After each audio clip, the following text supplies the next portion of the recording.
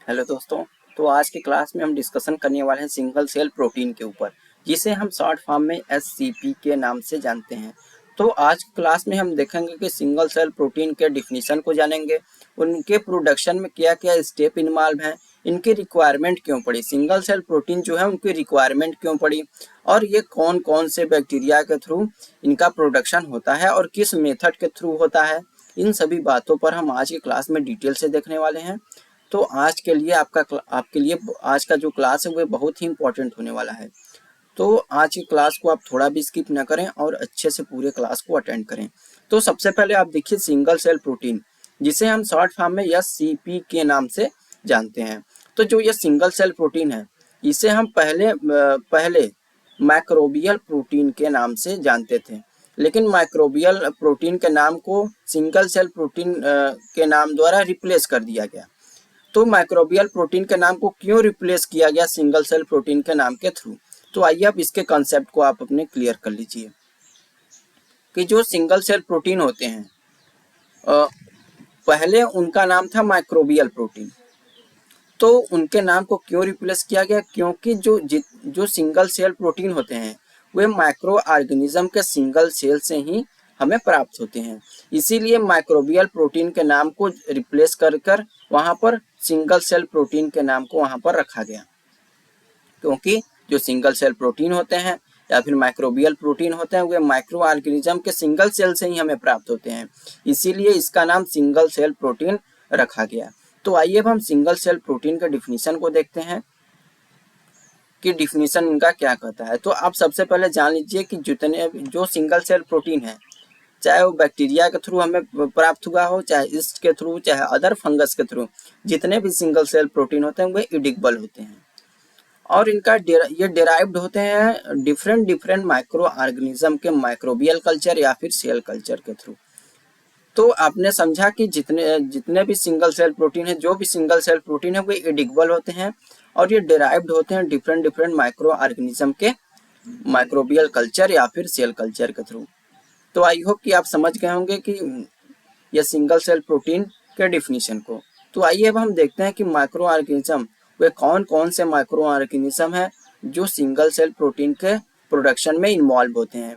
तो बैक्टीरिया हो गया, ईस्ट हो गया, अदर फंगस हो गए और साथ ही साथ एल्गी।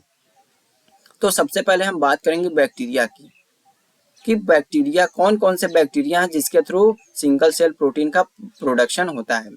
तो सबसे पहला मेथाइलोफिलस, दूसरा है मेथाइलोट्रोपस और स्यूडोमोनास। तो ये जो बैक्टीरिया, इसके अलावा और सारे बैक्टीरिया होते हैं, लेकिन आपके लिए दो तीन एग्जाम्पल मस्ट है।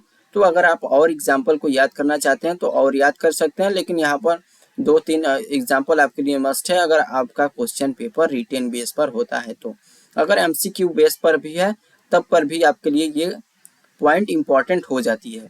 तो कि माइक्रो ऑर्गेनिज्म के कौन कौन से माइक्रो ऑर्गेनिज्म के थ्रू सिंगल सेल प्रोटीन का प्रोडक्शन होता है।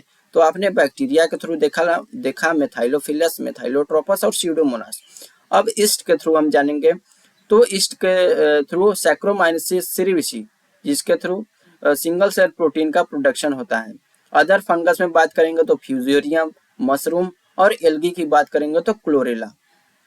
तो ये जो आपने एग्जाम्पल देखे, इसके अलावा और बहुत सारे बैक्टीरिया, अदर फंगल, एल्गी के बहुत सारे एग्जाम्पल हैं, लेकिन यहाँ पर हमने कुछ इंपॉर्टेंट एग्जाम्पल को यहाँ पर हमने मेंशन किया है। तो आपके लिए बहुत ही ये इंपॉर्टेंट है, इसको अपने कॉपी में नोट डाउन कर लीजिए। तो आपने देखा कि किस बैक्टीरिया के थ्रू, किस ईस्ट के थ्रू, किस अदर फंगस और किस एल्गी के थ्रू सिंगल सेल प्रोटीन का प्रोडक्शन होता है। सिंगल सेल प्रोटीन का production different different micro organism के माइक्रोबियल कल्चर या सेल कल्चर के थ्रू होता है। और जो सिंगल सेल प्रोटीन होता है ये एक एडिबल प्रोटीन होता है।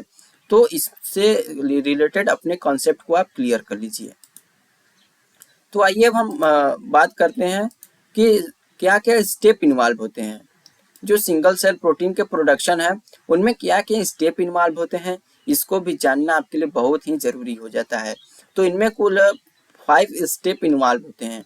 तो सबसे पहले स्टेप में हम बात करेंगे कि जो सिंगल सेल प्रोटीन का प्रोडक्शन है उसमें सबसे पहला स्टेप है कि उसमें हमें रिक्वायरमेंट होती है सूटेबल स्ट्रेन की।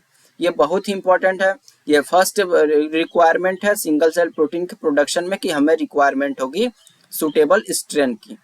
अब फिर दूसरे स्टेप में हमें रिक्वायरमेंट, दूसरे स्टेप का जो प्रोसेस है वो है fermentation of micro organism. Micro organism का फर्मेंटेशन होगा। तीसरे प्रोसेस में हार्वेस्टिंग होगी इन प्रॉपर कंडीशन। इसको आप ध्यान में रखिए इस बात को कि जो हार्वेस्टिंग होगी माइक्रो ऑर्गेनिज्म के सेल कल्चर का वो होगा प्रॉपर कंडीशन में। और फिर फोर्थ स्टेप में हम देखेंगे पोस्ट हार्वेस्टिंग ट्रीटमेंट। और फिफ्थ जो प्रोसेस है उसमें कि सिंगल सेल प्रोटीन का प्रोडक्शन पूरी तरीके से हो जाएगा। तो इन्हीं इन्हीं 5 स्टेप के थ्रू सिंगल सेल प्रोटीन का प्रोडक्शन कंप्लीट हो जाता है। तो पहला था सबसे पहले तो सूटेबल स्ट्रेन की रिक्वायरमेंट करेंगे होगी, फिर माइक्रो ऑर्गेनिज्म का फर्मेंटेशन होगा, हार्वेस्टिंग होगी, पोस्ट हार्वेस्टिंग होगी, तब जाकर वहां से हमें सिंगल सेल प्रोटीन का प्रोडक्शन हो जाएगा। तो आई होप कि आपको जो प्रोडक्शन के कुछ स्टेप थे आपको अच्छे से समझ में आ गए होंगे। तो अब हम बात करेंगे कि जो सिंगल सेल प्रोटीन है इसकी रिक्वायरमेंट क्यों पड़ी, इसकी आवश्यकता क्यों पड़ी, इसकी जो डिमांड है आज के समय में बहुत ज़्यादा है। तो जितना आप यहाँ पर एकदम इजी और सिंपल वे में समझिए कि जितने भी ह्यूमन एंड एनिमल हैं वे प्रोटीन को कंज्यूम करते हैं नाइट्रोजन और इसेंशियल अमाइनो एसिड के सोर्स के रूप में। जितने भी ह्यूमन एंड एनिमल हैं वे प्रोटीन को कंज्यूम करते हैं nitrogen and essential amino acid के सोर्स के रूप में, जिसके थ्रू वे बिल्ड करते हैं new structure and functional enzyme हो गए, हार्मोन्स हो गए। यही प्रोटीन को ही प्रोटीन इंजाइम हो सकते हैं, प्रोटीन हार्मोन्स हो सकते हैं, लेकिन सारे प्रोटीन इंजाइम हो सकते हैं लेकिन इंजाइम प्रोटीन नहीं हो सकते हैं। इससे रिलेटेड आप अपने कॉन्सेप्ट को क्लियर कर लीजिए कि प्रोटीन इंजाइम हो सकते हैं लेकिन इंजाइम प्रोटीन नहीं हो सकते हैं। तो यही जो एनिमल ह्यूमन और एनिमल होते हैं वे प्रोटीन को नाइट्रोजन और इसेंशियल अमाइनो एसिड के सोर्स के रूप में लेते हैं, जिसके थ्रू वे बिल्ड करते हैं नए structure and functional enzyme hormones protein it equal to survive, जिसके थ्रू वे सर्वाइव करते हैं। In extreme condition protein may also be used as a source of energy. और एक्सट्रीमिक कंडीशन में क्या होता है कि जो प्रोटीन है ये एक एनर्जी का भी बहुत बड़ा सोर्स होता है। तो इसीलिए सिंगल सेल प्रोटीन जो है उसकी आज के समय में मार्केट में बहुत ज़्यादा डिमांड है। क्यों डिमांड है इसको आपने देख भी लिया। तो आई होप कि अभी तक जितने टॉपिक को हमने आज के क्लास में डिस्कशन किया आपके सभी टॉपिक से रिलेटेड सभी कॉन्सेप्ट क्लियर हो चुके होंगे। तो आज की क्लास में बस इतना ही। मिलते हैं एक और नए क्लास में एक नए टॉपिक के साथ, तब तक के लिए धन्यवाद।